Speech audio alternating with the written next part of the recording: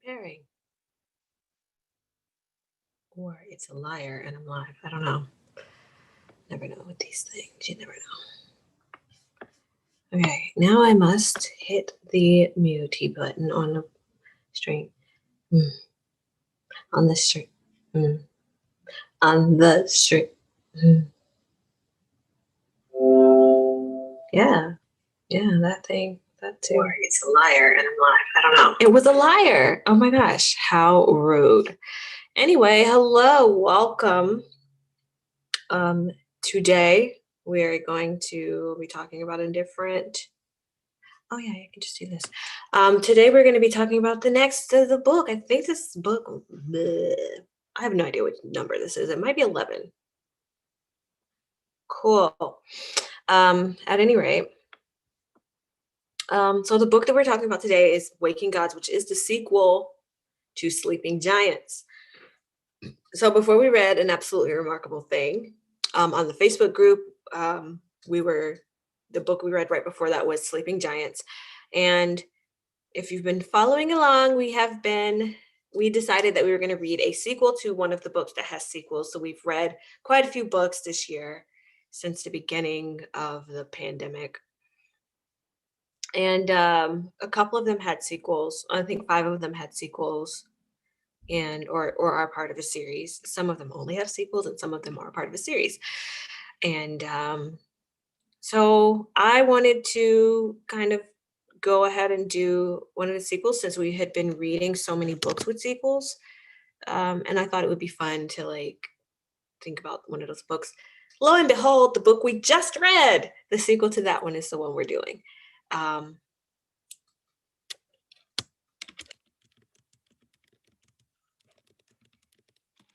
So in kind of keeping with the theme, we have been reading books these past couple of times about giant robots. So I always think about the song Giant Woman from Steven Universe, although they are not robots, they are gems. So, yes, let's talk about it. Post that we are live to Facebook. So now our lovely book clubbers should be coming in to discuss. So anyway, let's talk about it. So I read about a quarter of the book because today is the last day of the year that we're going to hold a discussion. We're going to go on a holiday break. So we will be back January 10th, I think it is. So not like the first January of the year. I mean, the first Sunday of January of the year of 2021, because that's like kind of right after New Year's. So I think people will still be kind of doing their New Year's thing. So, or like recovering from that a little bit. So hopefully party responsibly, guys. We're still in the middle of a pandemic. They do have the vaccine. We are not out of the park yet, or out of the dark, I guess is a better analogy. So, if you do celebrate New Year's, try to celebrate responsibly. I would say just stay at home, watch the ball drop, if they're even going to do the ball drop, or whatever they do on television. You can still pop your little champagne or a little sparkling grape juice or whatever you do. And yeah. But anyway, that's in the future, couple of weeks. So yeah, we won't be back that Sunday, which is the 3rd, I think. And so we'll be back the 10th. Yeah, so anyway, Waking Gods. Waking Gods is, as I said, the sequel to Sleeping Giants. So when we left off, it's okay. The 2 books are very similar, okay? Not Sleeping Giants and Waking Gods because they're sequels, but like Sleeping Giants and An Absolutely Remarkable Thing, they are very similar. And I was talking about that a lot when we were discussing An Absolutely Remarkable Thing. So that's interesting. But yeah, so at the end of Waking Gods, no, at the end of Sleeping Giants, because I've not gotten to the end of Waking Gods, our lovely Dr. Rose Franklin has found herself dead. She finds herself killed or obliterated by the Themis robot. And the Themis robot is the robot that they piece together um, by finding the pieces all over the world. So if you want to know more about Sleeping Giants, you can read it. We actually have a list on our bookshop. It's bookshop.org slash shop slash Quarren Reads. So check that out. It would be under like official selections or like select. I don't know what I titled it, but it's there, it's listed. Or you can go back to the Facebook page, which is facebook.com slash Quarren Reads, I think. Or you can just like search Quarren Reads and it should pop up. It's the only thing named that. And you can check out the discussions we had on Facebook Live. Like I said, we're no longer doing Facebook Live because I don't like it. I think it is not a really good platform. And I also figured if it's on YouTube, maybe some other people will see it and want to join in. Maybe not. I actually am not really sure how I'm supposed to put tags in the live videos or whatever. So people who are interested in these books are not finding us. I don't know how this works. So anyway, we'll figure that out as we go. Learning as you go is always fun. But so in the first book, they pieced together the Themis robot. Themis is a goddess. There was a little gnat in my room. Themis is the goddess from the Greek mythology. And so she, along with the other Titans, are what they are basically saying these robots are, right? And so they have Themis who they have pieced together, and they have in the first book they didn't figure out like whether or not she was like a weapon or she was like I don't know, they didn't know what she was for. They just kind of figured out she had like this sword, this shield, this like energy blast thing, and yeah, and that the knees are backwards, and so like a regular human couldn't pilot them. So again, we discussed the whole book over on Facebook. So if you want to check that out, check that out. So yeah, Rose died at the end, but then she reappeared in Ireland and she was 4 years younger. So we didn't understand, like at the end of the book, we were all like left kind of like, like what happened to Rose? Why is she reappearing? So the reason I said that the two books are similar is if you have read An Absolutely Remarkable Thing and you got to the end with us, or you got to the end on your own, you know that also April dies at the end of that book. Yeah, very similar concepts. But April does not appear 4 years younger in a different country. So that's interesting. Also, if you've read the second book to An Absolutely Remarkable Thing, which is A Beautifully Foolish Endeavor, the similarities kind of end there. So like I've read about a quarter of this book now and the similarities are kind of like completely diverging. I don't know what that means for either author, but giant robots are a common thing in our fiction. So I think this is like an example of convergent fiction, like two people writing about something similar at the same time without being influenced by each other. Because these books came out around the same time and they just seem to be similar, but not the same. Also, a lot of science fiction uses a lot of these tropes, so they're not like super unique books, like in the sense that like neither one of these guys came up with the idea of giant alien robots. I mean, that's what well, not all Gundams, but that's what Gundams are.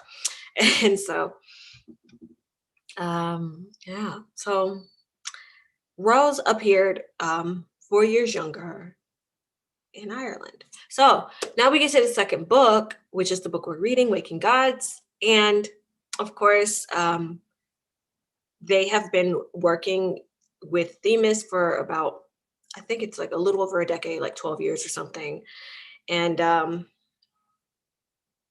they have not really had a use for her because obviously they're not like having these big intergalactic wars. So the whole team has just kind of been like taking her around to show her the different cities and stuff, and doing PR for the Earth Defense Council, which is like the branch of UN military that they've created to protect and defend the Earth. And it's basically formed around Themis and like the original team that was working on her.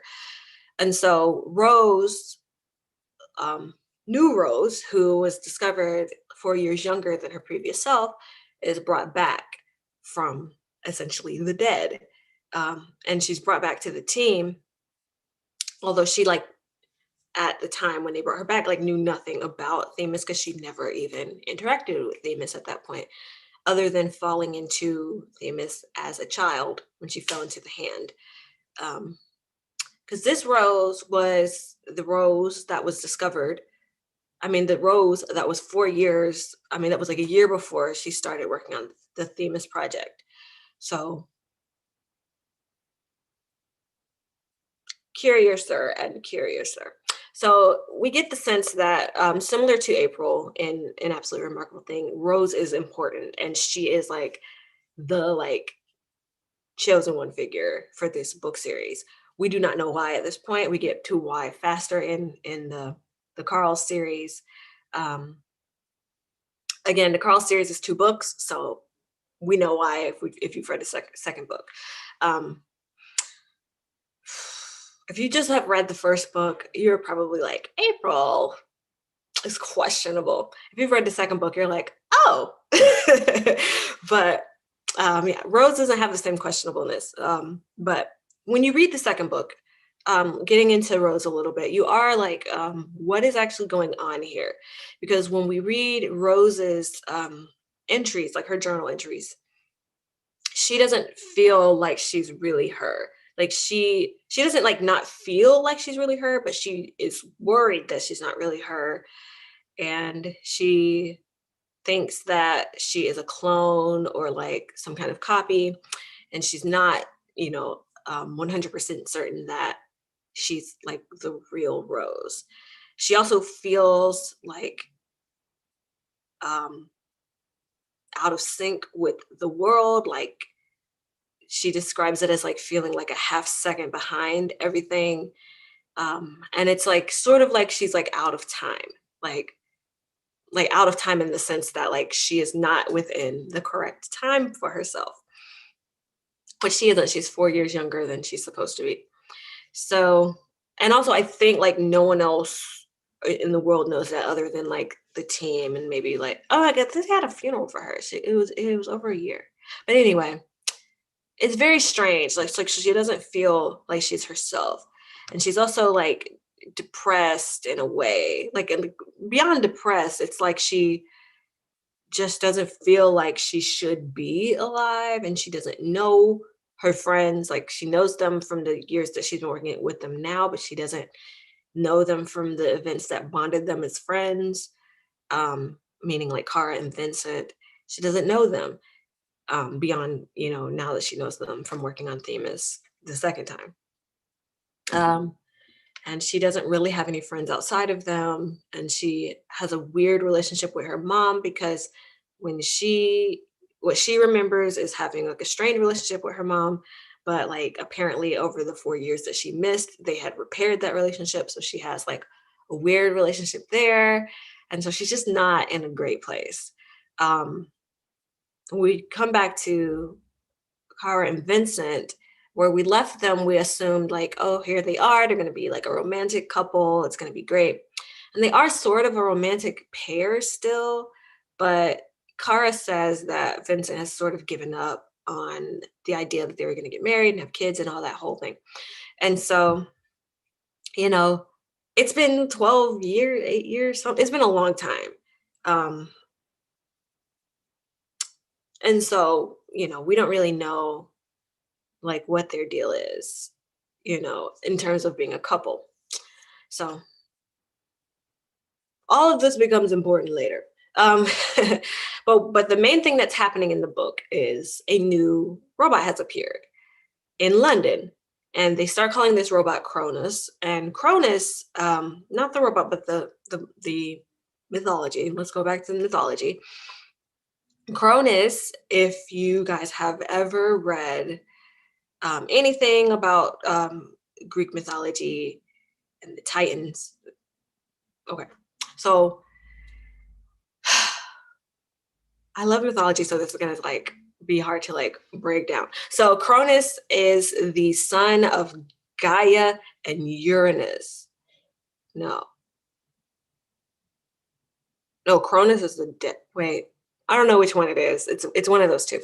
But Cronus is basically like the father god.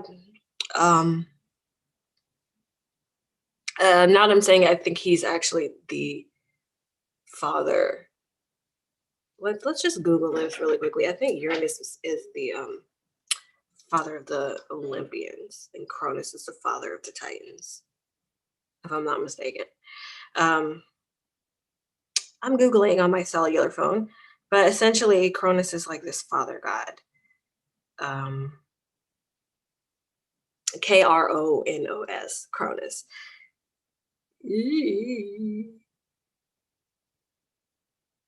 Oh, so he is. I was right the first time. So he's the son of Gaia and Uranus, and so he's the father of the Olympians, and he's the king of the Titans. And so if we know what they are likening these robots to the Titans, like if our friend Mr. Burns, who's like the friend of our nameless friend, told him in the first book the story of the robots that came, or like the beings that came down, and how the people like interpreted them as gods. So the Titans, there are 12 of them. And so there were like 12 robots, right? And doodly doodly doodly do. So so essentially we have Themis, who would have been one of them, and now Cronus has come. So the gods are awakening essentially. And at the point we are in the book, I really wanted to ramble about like the Titans and like, you know, they killed Uranus, then the Olympians killed them, Cronus ate all his children. It's very strange. But I don't think any of that's important to this particular story. So I'm not gonna go on that tangent. But so it's landed in London, this new robot. They have figured that it's male because it looks different from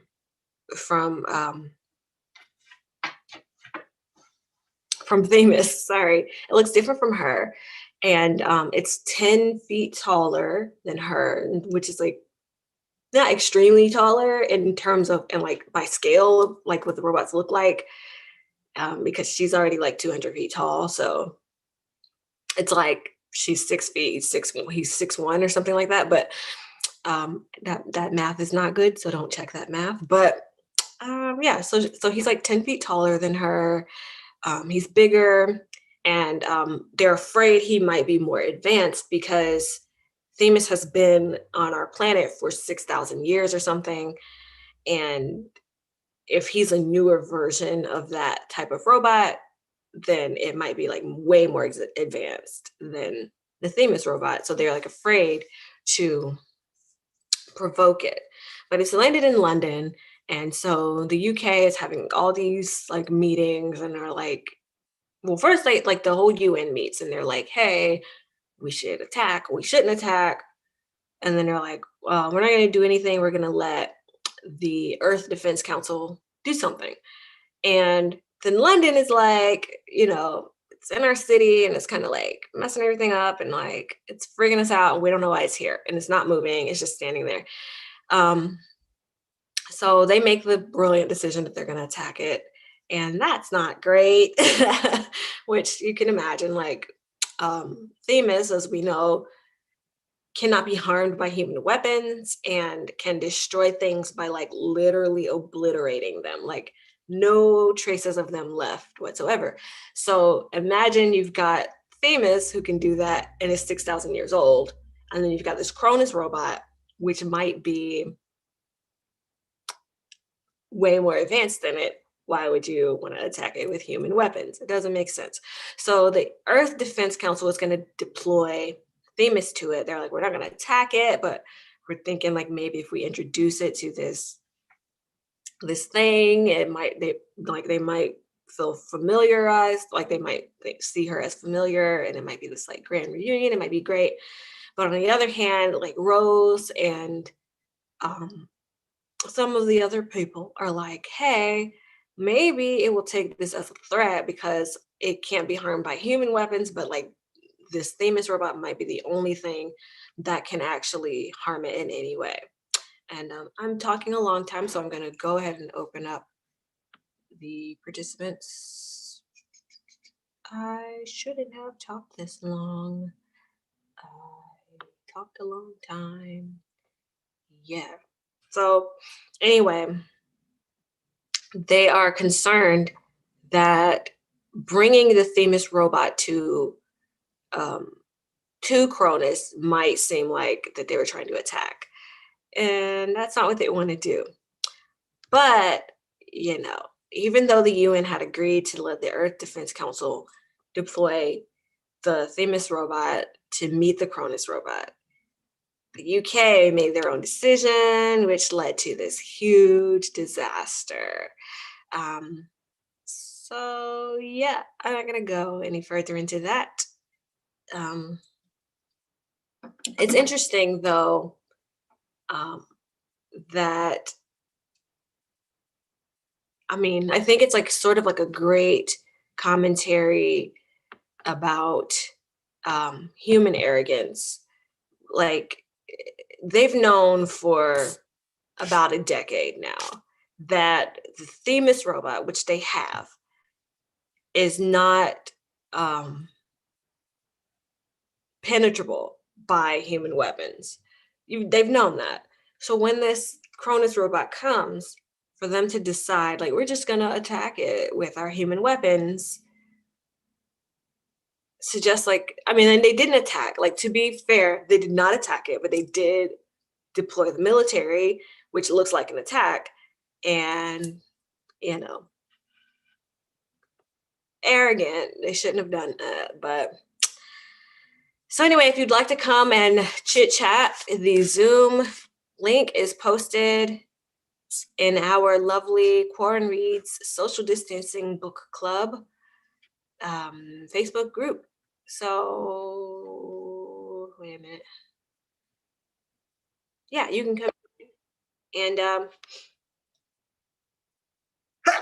excuse me. Anyway, yeah, that thing. So here we go.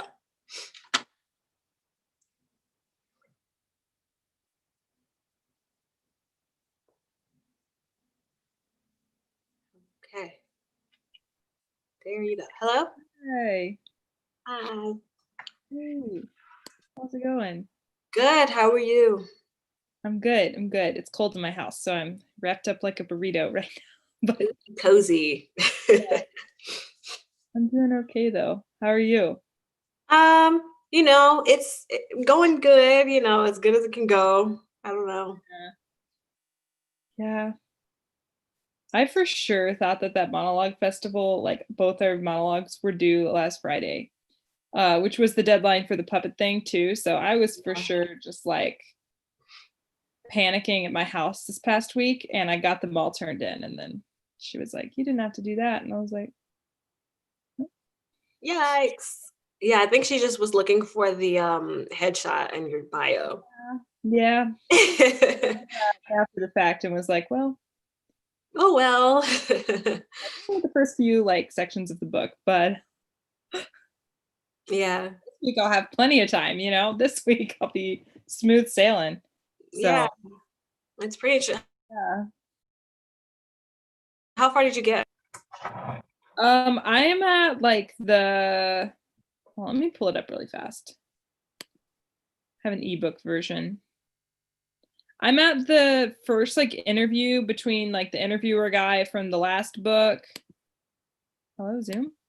Where'd you go? Ah, now I don't know where my Zoom screen went. Oh no. Oh, wait. Oh, I see how to get back to it. Oh, that's cool. Okay. Zoom is confusing sometimes. It is. Yeah, I'm at the first interview between the guy who's like the kind of interviewer in the last book and the guy who's about to give the speech to the UN. I don't remember his Yeah, name. the general Yes. Eugene somebody. Yeah, I'm at that part. Okay, so that's pretty early. Yeah. Yeah, it's super like how do I put this? It's catastrophic. It's much more I guess the first book was dire too, but because I guess they're like freaked out about the Cronus robot appearing, they like make decisions that, well, I guess the individual country, UK, made the decision that a decision that was like kind of not great and leads to something catastrophic. But that's the first quarter of the book, so I have also no idea what's going to happen after that. But Yeah. This one's escalating a lot faster yeah, than the other one. yeah, definitely. But I think it's also like they have been operating in this world where this alien robot exists and they know it exists. And so I think the humans are kind of operating from a standpoint of like, we are coming into like an unknown territory and we're not sure what to expect. So I think that's making everyone freak out a little bit more. Yeah. And also like in the first book, they were working very hard to keep the robot a secret. So it was kind of like the general public didn't know that this thing existed while they were working on it the whole time. Yeah. Yeah. Yeah. And yeah, they I think they set up a lot of things in the first book that like I probably didn't notice. Mhm. Like, it seems like there's going to be a lot of little details from the first book that were very important that I probably missed because they didn't seem like they would be a big deal. Yeah, So I think we're about to see a lot of things coming back to haunt us. yeah. It's also very interesting. Mr. Burns, I think his name is, character who like always meets the nameless guy at the Chinese restaurant, Hmm. tells him like a parable. Uh, Hmm. that's interesting. Like I haven't quite figured him out yet because like at first I'm thinking like, oh, he's just an old man, and then I'm thinking like, oh, he's like an alien, but I have no idea like whether he is one of them, and in terms of like the species that put the robots there, or if he's like some kind of being that they put there to like watch over the humans, or if he is one of the, like, I think in the first book he was talking about um the aliens having relationships with human women and creating these children that were like special or something. And like, is he one of Yeah, them? Like, who knows? I know. I think he might end up being half alien or something. Yeah, Yeah. he's a weird character. I like his parables. The reason I like them is because it's an interesting way for the writer to convey information about like what is actually happening in the story without like have like outright saying like, oh, aliens came down and they're gonna do this, you know. So it kind of like still, it like gives you some of that like relief from the mystery without like solving the mystery for you. So you're still kind of like in like this like state of like, well, does this mean this or does this mean that? So Hmm. it's like a good clue rather than just being like, then the aliens came and then they were gonna, I don't know, do something to the humans. I don't know. Yeah. Yeah. Well, and also they have, yeah, yeah. There's so much just like there's so much about this that's like a mystery story almost. The way Yeah, it's set up instead of sci-fi book, which yeah, is kind of cool. yeah. And I really like that it's still like, you know, I like this in the first book too, but like that it's told through these like interviews or these like journal entries and like sometimes these news clips. And Yeah. like it's such an interesting way to tell the story because I think one, you get like all these different perspectives, rather than you get like a protagonist and you have to decipher like how much of what they're saying is like accurate because it's coming from their one biased point of view. Mm. And also like you get like details about the story in a way that it doesn't feel like super exposition-y even when it needs to be, because you're Yeah. like reading Yeah. someone's journal entry or something. Yeah. And it makes it feel very real and Yeah. grounded, even though we're talking about like giant robot aliens and stuff. It makes it feel very real Yeah. or like plausible almost. Yeah. Like if they could go into Transformers territory really fast, Yeah. like Yeah. angry general alien robot, Yeah. Yeah. It would be pretty easy to do that. Yeah.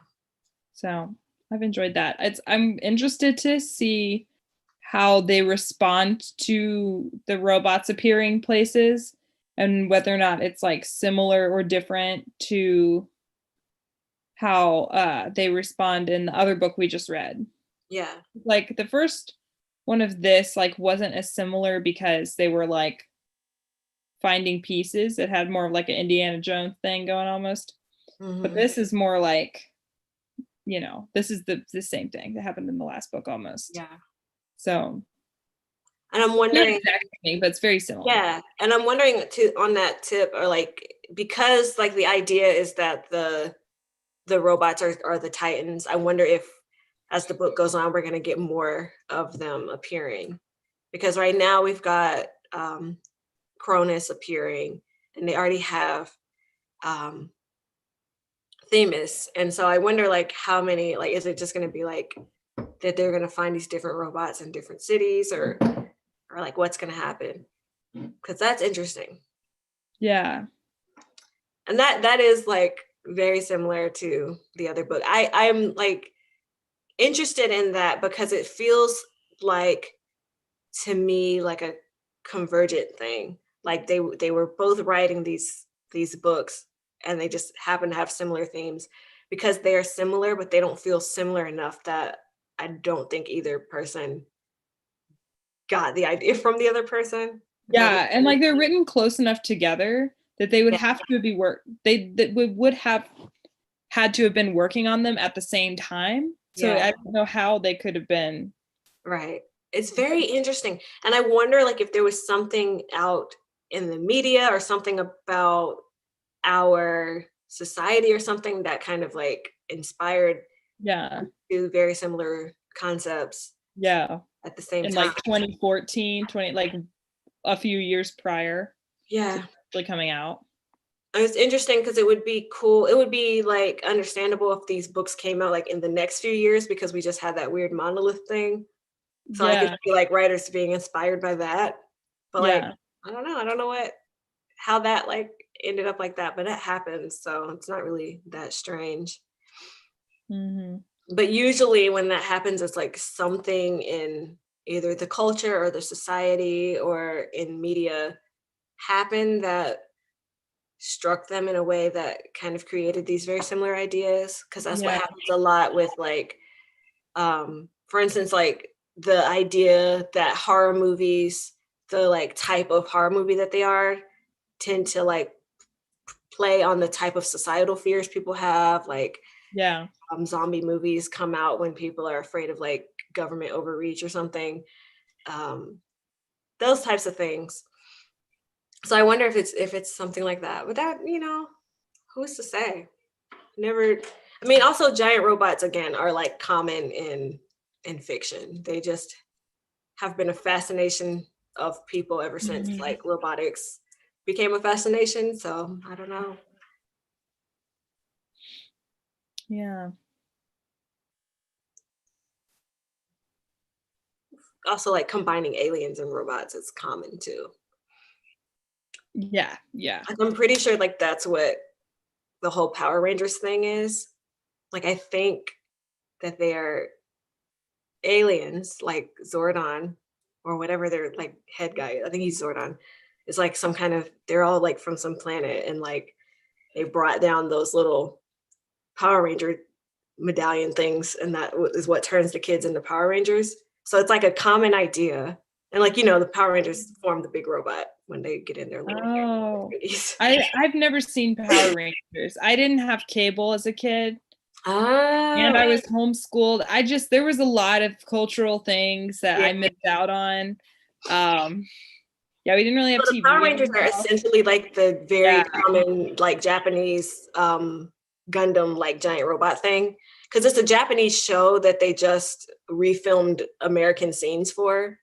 So like all of the like Oh. American cast people who were like white and black and stuff were like those scenes were filmed here, but all of the scenes where they were actually the Power Rangers, like in the costumes and like in the robot and all the monsters and stuff, were part of the original Japanese series, which I didn't know as a kid. I Oh, know okay. that now, but Yeah. Okay. That makes sense. yeah, Yeah, I knew it was Japanese, I think. I know what they look like. yeah, You're actually I don't know any of the characters or anything.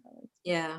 It's very interesting. Like Japan has this like big obsession with those robots, and like most Japanese kids shows from like the 70s through like the 2000s end up with like, even if it's like a character show, like where there's like humanoid characters, they end up like with this giant Gundam that they fight in, which is interesting. I don't know where that comes from, but they like the robot thing. And I think, if I'm not mistaken, I think it actually inspired Transformers, which is American. So I think Transformers Oh, comes okay. from the Japanese thing. Oh, cool. Okay. Yeah. That makes sense.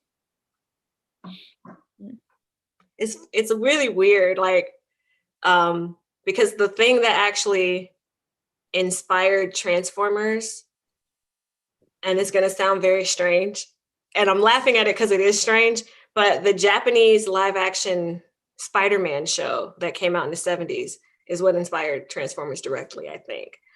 Oh. Because Spider-Man in that series has a giant robot. What? Oh. And like nowhere else Spider-Man has a giant robot, but in that No. series, No. I guess he has those glasses and yeah, which one? Spider-Man Far From Home. He's got the yeah. glasses. It's essentially a robot, but Nope, he has a giant flying robot. oh, that's wild. Yeah, Dang. Japan. Thank you, Japan, for your weird stuff that No.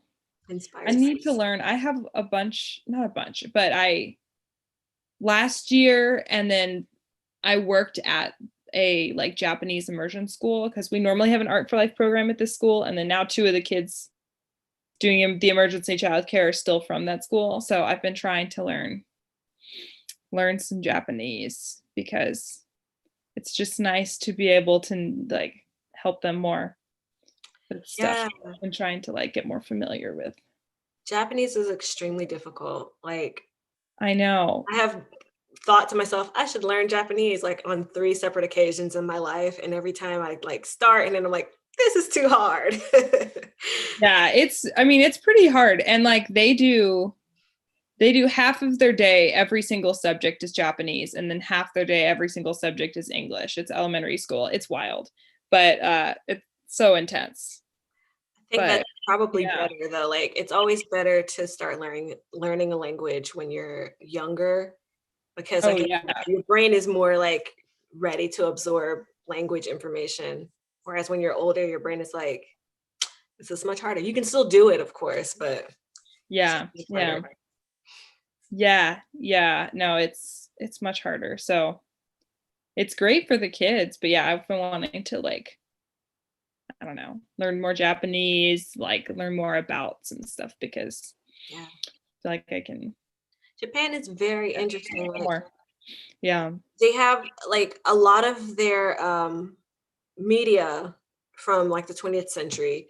A lot of it has to do with like really giant creatures. So a lot of like the speculation is that because like the US dropped the atomic bombs on Nagasaki and Hiroshima, there was like the fear of like mutation. that started happening in Japan. And then so they Oh, came out with like Godzilla and like all like the giant like monsters, the kaiju. And I think that the robots are probably a response to the kaiju, because it seems like that usually you'll see like in those types of like media, you'll see like the giant monster and then the giant robot fighting it. And that seems to like permeate even to this day. But I think like the idea that they were based on like the fear of mutation has been lost, because it's been so many like years now since that happened. But I think that's where like the first original like giant monster concepts came from. And I think that's why everything, like so many things are about giants. Like even coming into like anime, and you get like Attack on Titan, and they have like the giant like humanoid things that attack the city. mm, And so it's like giant monsters are like a 20th century Japanese cultural thing. They're like not really a thing from like Japanese mythology or like historical Japanese yeah, culture. They don't really have like giant monsters, so it's interesting. yeah. Hmm. Wow. Which leads us back to this book where we have giant Yeah. alien robots. Yeah. Yeah. What is a question for me, I think, in this book is like, why, and I guess it will be answered, but like why, if the aliens are simply trying to observe humanity, why would they send this huge robot in the middle of a city?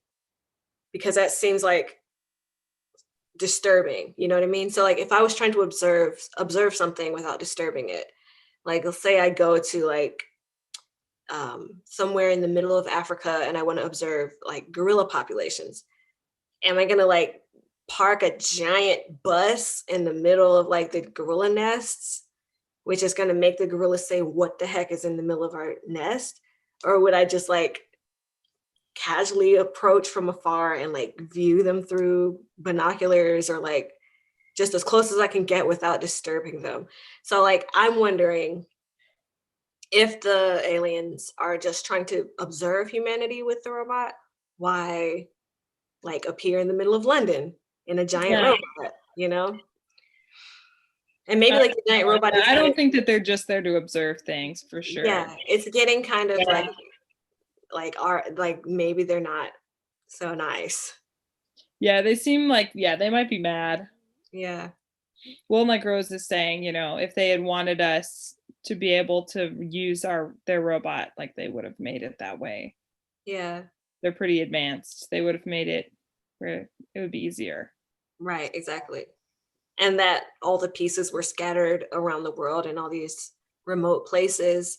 And if they wanted them to find it, why would they not like leave the pieces where they could easily be assembled, or like that they could easily be found by humans? It's very, Yeah. yeah, I feel like they're like, you guys are playing with something you have no idea what you're dealing with. And yeah, Yeah. but it still begs the question, like, were they like purposefully coming to Earth back when they came to Earth the first time and they left the robot? Were they purposefully coming to Earth for the colonization purposes, for like a panspermia type thing where like we're trying to like see what happens if we populate this planet with these beings? Or were they like simply like trying to have like these outposts? Like maybe they're like, well, here's this planet and it's habitable and it's in this galaxy that we don't go to often, so like Um, let's set an outpost there. And then like they left because they needed to leave for some reason, and they didn't like necessarily intend to leave the famous robot, but they just left it. yeah. Yeah.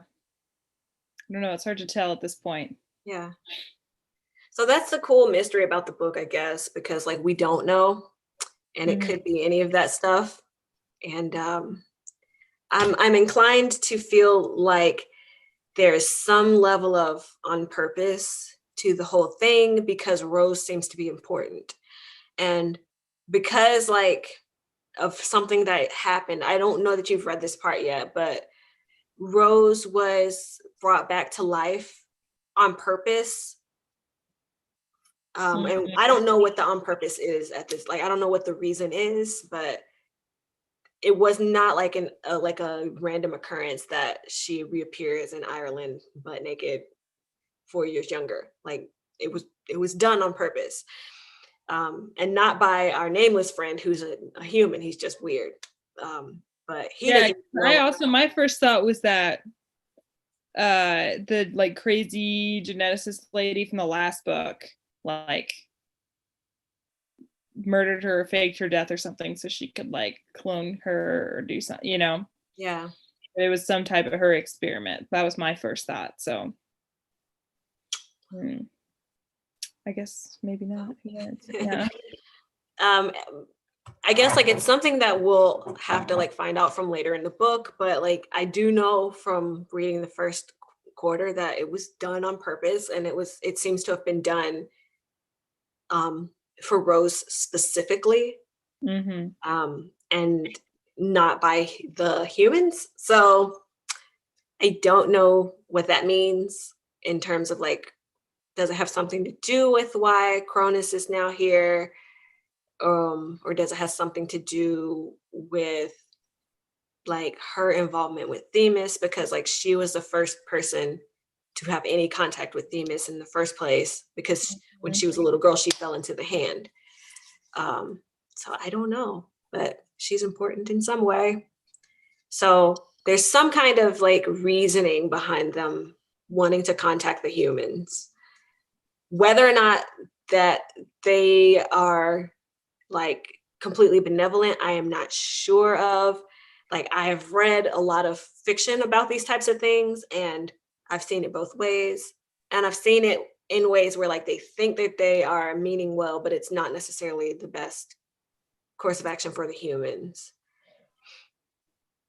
It's reminding me a lot of the Inhumans from Marvel, which were like there's an advanced alien species called the Kree, and back in I know of them from Captain Marvel. Yeah. Okay. So apparently, like in the Marvel like main universe, like back in like the way back when humans were like just becoming human, the Kree came to Earth and they wanted to create this like kind of like species where they could use them for battle purposes. So they infused some of the humans with their blood, basically create the Inhumans. And so generations and generations later, like into the now, the Inhumans, they are like these like sort of, they're similar to like the whole concept of mutants, but the difference is supposedly that mutants are just like mutated humans that are born that way, and Kree or like Inhumans are like partially Kree. They're like partially alien. But they don't get their powers unless they have a catalyst. So they have like this thing that they have to like go through to like have powers, whereas mutants powers just usually appear around puberty. So in that sense, like it's reminding me of that a little bit. So I'm kind of curious whether or not, like obviously they don't have superpowers, like it's not that type of story, but it's kind of making me wonder if the humans that are able to interact with Themis in a meaningful way, being like Rose, Kara, and Vincent, and perhaps anyone else who we have not met that may be able to interact with the robots in a meaningful way, may have like some like level of their DNA, the alien DNA, or if they're like special in some other way, like maybe they were created to be like, not necessarily them particularly, but their bloodline was created to be like this link between the humans and that alien species. So that's like just something that I think could be going on, because like when because of a couple of things. So like Rose has the first contact with the robot, but why? It's never really made clear why she falls into the hole as a child and comes in contact with the hand, because why did the hand make itself known to her? Like it was still buried underground. And they talk about like radioactive isotopes, but sure, but like it's still very like iffy.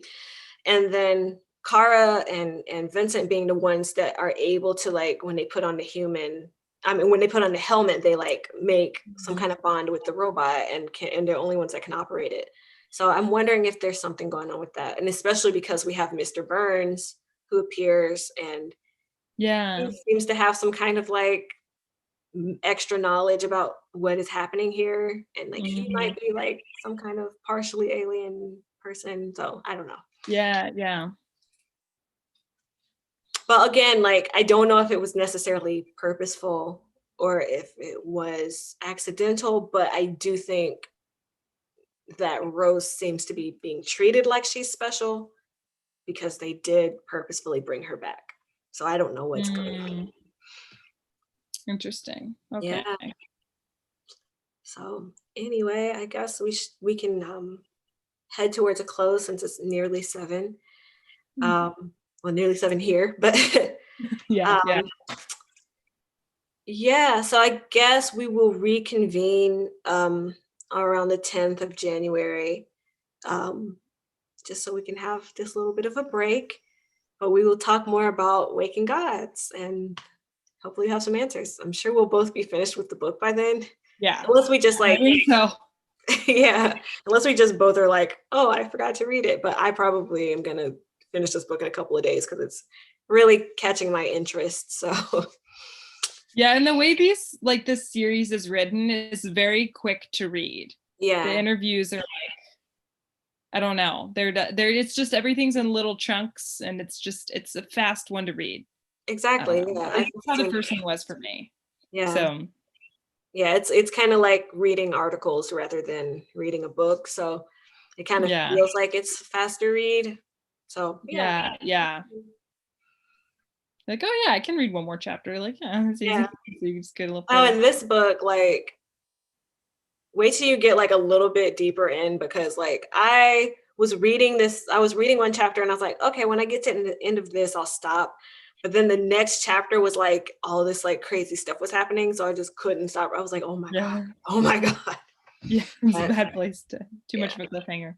yeah. Mm, So anyway, yay. we'll talk about it in January. Happy holidays. I guess I'll see you um in a couple of I don't know if we'll actually see each other during the workshop. Maybe we'll, I don't know. Yeah, I was unclear about that. I'm gonna come, but not perform live just because I'm possibly gonna be at a place with like not great Wi-Fi. Yeah. Um, but probably we'll see each other at the workshop. Yeah, maybe I so. think. Yeah. So That'll be fun. I can't wait for that. It's gonna be fun. I love getting to yeah. do like a little bit of acting, even though like there's not much going on. I guess if you're in Hollywood, there is, but Yeah, there's now. Yeah, yeah, there's now starting to be a little bit more. yeah, they're starting to film things again, which is actually Yeah. good. Like that's great for the industry that like it's not being hindered anymore by this, and hopefully like we'll all be vaccinated soon, so we can get to some back Yeah. to some sense of normalcy. Yeah, yeah. Well, and I know like I have my roommate is an extra on Shrill, the Hulu show. Mhm.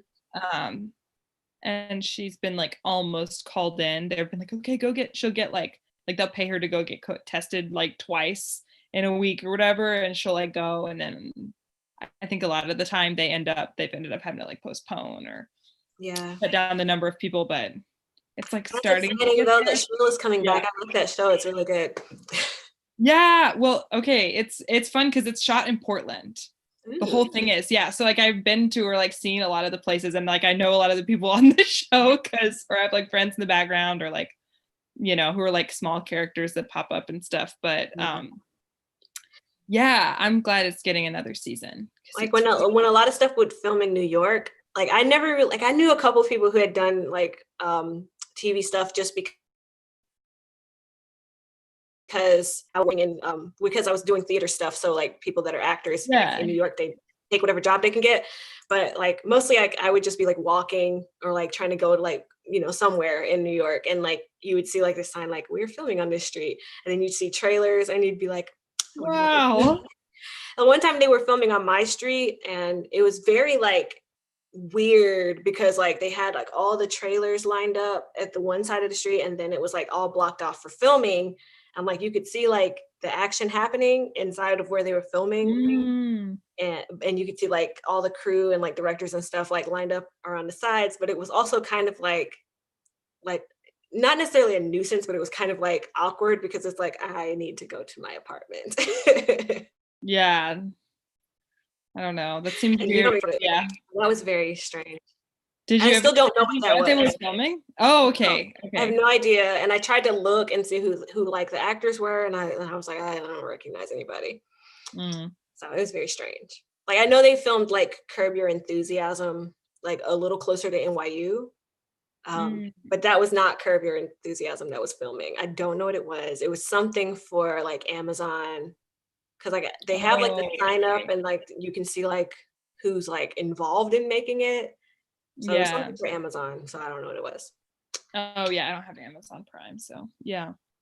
And also they have like a ton of stuff. So it could have been anything from a sitcom to a movie to a documentary. I don't Yeah. know what they were doing. Oh, cool. Yeah. Okay. Yeah. I doubt it was a documentary just because documentaries don't usually film like that. They usually just take a camera and go to the thing that they're going to. So it was probably a television Yeah. show. I I feel think like it they was would TV. block off a street for a documentary, yeah. Yeah. So Anyway, but yeah, it's cool that you have know people that have been on Shrill. That's interesting. yeah, yeah, because it's in Portland. It's Yeah. like, well, Portland's small enough to where like it's easy to know a lot of people in the like Yeah. theater community just because it's like big enough to where there's stuff happening, but small enough to where it's like not that many people. So Yeah. yeah, it's like, oh wow, it's fun to watch. So That's yeah. cool. Oh, I want to start doing film again, film and television. Yeah, well, I mean, it's, Yeah. you know, I think I need to leave North starting to Carolina again because North Carolina, it's not bad, but it's just that like the film incentives got taken away. So a lot of yep. stuff just doesn't film here anymore. It used to be Yeah. like a lot more stuff, but Yeah. I have to go back to New York or go to LA or like even down to Atlanta. I feel like Atlanta is probably like even has more stuff going on than like New York and LA just because Probably. we Yeah. have a lot of TV that films down there right now. And also big movies film there now too. I know. I think a lot of the Marvel movies are in Atlanta. Yeah, like I think they're filming Spider-Man there right now. Yeah.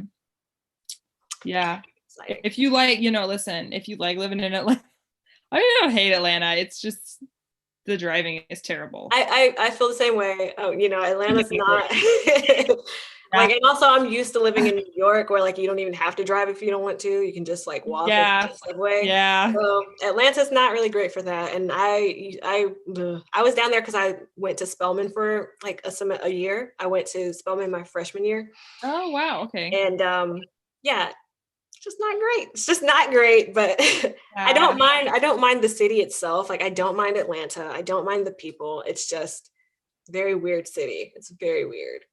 Yeah. It's It's, just it's like confusing to shaped get weird, around. Yeah.